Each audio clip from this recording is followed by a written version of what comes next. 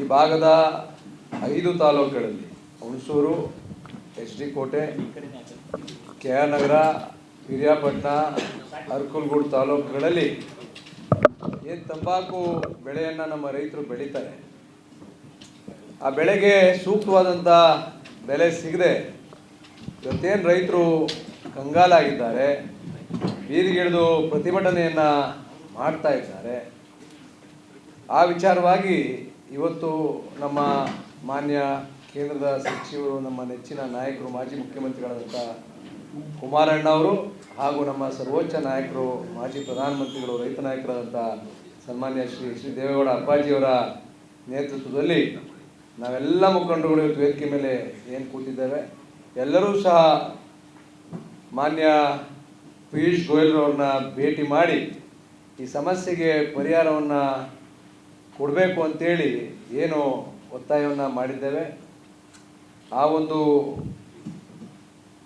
ಏನು ಒತ್ತಾಯ ಮಾಡ್ತಕ್ಕಂಥ ಸಂದರ್ಭದಲ್ಲಿ ಅವರಿಂದ ಬಂದಂಥ ಉತ್ತರ ಜೊತೆಗೆ ಏನು ಸಮಸ್ಯೆಗೆ ಪರಿಹಾರವನ್ನು ಮಾಡ್ತೀವಿ ಅಂತಕ್ಕಂಥ ಭರವಸೆಯನ್ನು ಕೊಟ್ಟಿದ್ದಾರೆ. ಅದನ್ನು ಇವತ್ತು ನಾವು ಪತ್ರಿಕಾಗೋಷ್ಠಿ ಮುಂದೆ ಹೇಳಬೇಕಾಗಿದೆ. ಕಳೆದ ವರ್ಷ ಇದೇ ಸೀಸನ್ನಲ್ಲಿ ನಮ್ಮ ತಂಬಾಕು ಬೆಳೆಗಾರರಿಗೆ ಇದೇ ತರಹ ಸಮಸ್ಯೆ ಉಂಟಾಗಿತ್ತು. ಆ ಸಮಸ್ಯೆಗೆ ಪರಿಹಾರವನ್ನು ಕೊಡಿಸ್ಬೇಕು ಅಂತೇಳಿ ಅವತ್ತೂ ಸಹ ನಾವೆಲ್ಲರೂ ನಾವು ಜೊತೆಗೆ ನಮ್ಮ ಮಾನ್ಯ ಸಂಸದರಾದಂಥ ಯದುವೀರ್ ಒಡೆಯವರು ಸಹ ಕಳೆದ ಬಾರಿನೂ ಈ ಬಾರಿನೂ ಸಹ ನಮ್ಮ ಜೊತೆ ಬಂದಿದ್ದರು. ಅವರ ನೇತೃತ್ವದಲ್ಲಿ ನಾವೆಲ್ಲರೂ ಸಹ ಇವತ್ತು ಮಾನ್ಯ ಪಿಯೂಷ್ ಗೋಯಲ್ ಅವರು ಸಹ ಭೇಟಿ ಮಾಡಿದ್ದೀವಿ.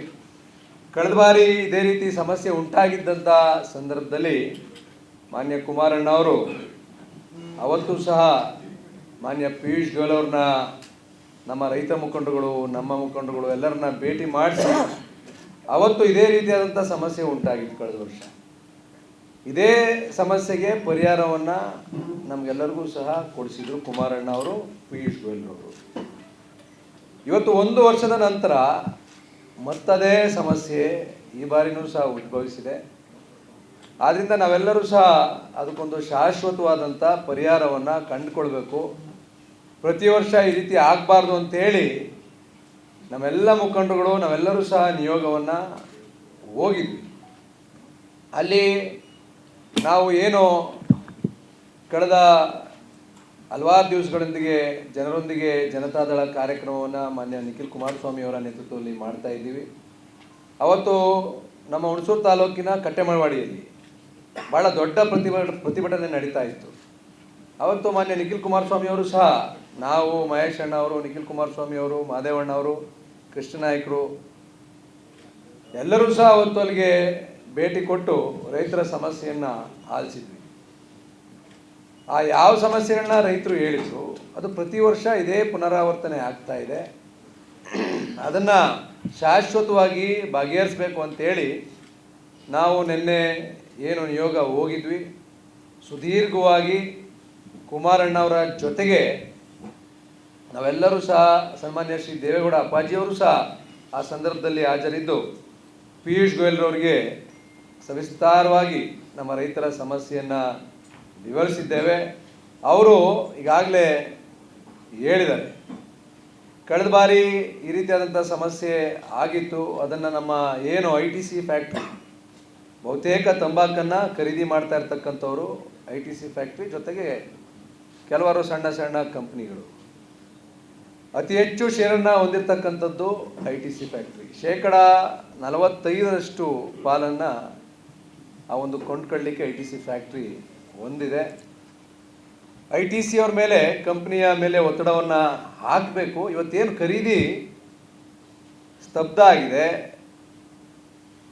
ಬೆಲೆ 320 ರೂಪಾಯಿಗೆ ಸ್ಟಾರ್ಟ್ ಆಗಿದ್ದಂಥದ್ದು ಇವತ್ತು 230, 240 ರೂಪಾಯಿಗೆ ಬಂದಿದೆ. ರೈತರಿಗೆ ಭಾಳ ನಷ್ಟ ಆಗ್ತಾ ಇದೆ. ಇವತ್ತು 1 kg ತಂಬಾಕು ಬೆಳೆಯನ್ನು ಬೆಳೀಲಿಕ್ಕೆ ಸುಮಾರು 180 ರೂಪಾಯಿ ಖರ್ಚಾಗ್ತಾ ಇದೆ ನಮ್ಮ ರೈತರಿಗೆ.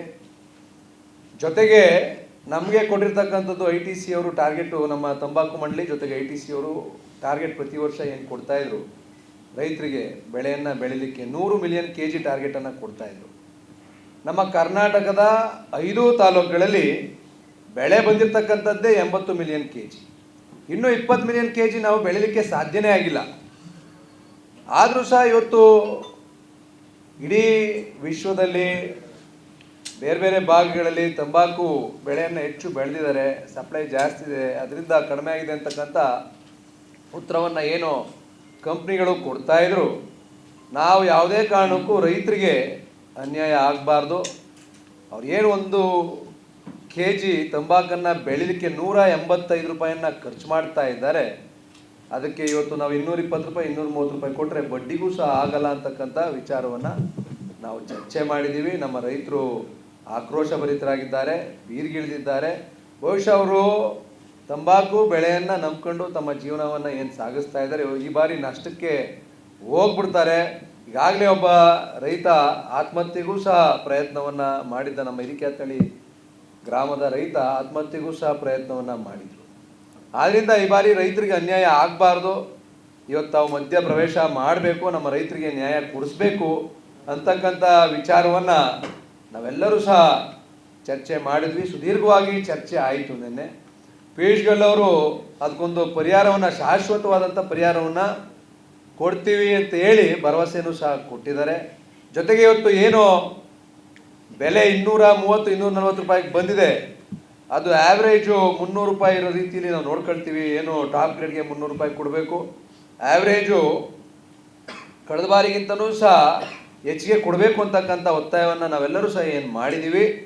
ಅದನ್ನು ನಾವು ಅತಿ ಹೆಚ್ಚು ಆ್ಯಾವ್ರೇಜ್ ರೇಟನ್ನು ಕೊಡಿಸ್ಲಿಕ್ಕೆ ಪ್ರಯತ್ನವನ್ನು ಮಾಡ್ತೀವಿ ಅಂತೇಳಿ ನಿನ್ನೆ ಅಲ್ಲೇ ನಮ್ಮ ಐ ಟಿ ಸಿ ಕಂಪ್ನಿಯ ಮುಖ್ಯಸ್ಥರಂಥ ಸಂಜಯ್ ಪೂರಿ ಅವ್ರಿಗೂ ಸಹ ದೂರವಾಣಿ ಕರೆಯ ಮುಖಾಂತರ ಮಾತನಾಡಿ ಇವತ್ತು ಅವ್ರಿಗೆ ಸೂಚನೆ ಕೊಟ್ಟಿದ್ದಾರೆ.